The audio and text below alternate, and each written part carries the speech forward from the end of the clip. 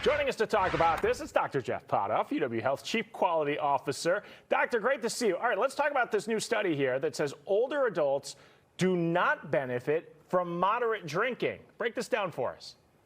Yeah, I mean, this study is probably a disappointment to a lot of us here in Wisconsin. Like you said, there was this idea that maybe, a glass of wine a day was good for the heart. Looking at this study and other studies, especially in those over 60, not true. It's not good for the heart. There's no difference in people dying of heart disease, those who have a glass of wine than who don't. And then likewise, maybe some alcohol is not so bad. It's not harmful. That might not be true either. Certainly at greater than 1 drink per day, we see increased risk of cancer. That increased risk of cancer probably starts right away. So we like how alcohol makes us feel, but there's really no case to be made that it's beneficial for us, and really no case to be made that, it doesn't cause harm. It probably does cause harm, even at small quantities. Yeah, so there's people who, they get older and they're like, I have a drink, with every meal. There could be some damage being done if it's on a regular basis, right?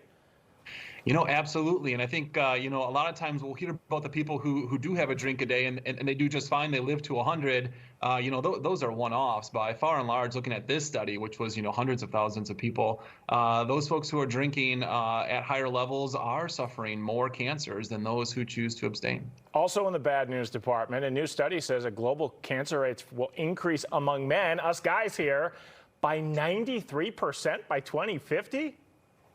Yeah, we got to break this one down a little bit. So, some of these increases in cancer by 2050 are just secondary to more people being alive. So more people end up dying from cancer, but that's not the whole story. What the researchers find is that men in particular are more likely to engage in these modifiable risks that we know can lead to cancer. The top two being alcohol, we just talked about that, and then smoking. And then when you go beyond that, the risk is greater in those who are over the age of 65. And one of the biggest risks is where your human development index is. This is United Nations index that looks at kind of like how a country does with life expectancy, social and economic issues, income per capita.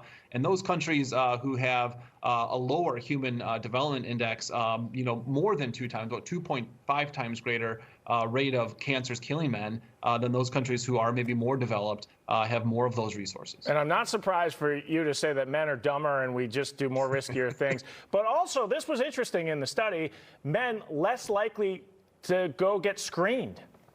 Yeah, and we've talked about this before, Ben, I know this, like we're stubborn, we're obstinate. It's usually, the women in our lives that say, hey, you got to go get this done. We don't get our screening, particularly colon cancer screening, even some of the screening for prostate cancer as you get older. We just seem to think we're invincible.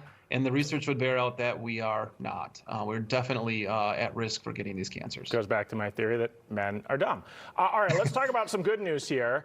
A new study shows childhood vaccinations may have saved 1 million lives in the past 30 years. We got new data from the CDC on this. Yeah, the numbers here are pretty impressive. So this is 1994 through 2023, and it looks at, the benefit to children of our vaccine programs. This doesn't even count COVID or RSV or influenza, but there's been about 117 million children immunized. That's reduced illnesses by 508 million. It's reduced hospitalizations by 32 million. Like you mentioned, saved 1 million lives. And save the economy somewhere between $540 billion in direct costs and over $2.7 trillion in indirect costs. It all goes to say that these immunizations are pretty remarkable. I think, we've gotten to a point where many of us don't even remember what life was like when kids did get all these diseases. Go talk to a really old pediatrician who's retired, and they tell stories of pretty awful things happening to kids. Just goes to show immunizations really are one of the wonders of modern medicine that we've seen in the last, 50 years or more. But it's interesting because the study comes at a time when fewer Americans say childhood vaccines are important. Only 69% of people polled in this new Gallup poll that just came out in the last week say vaccines are very important.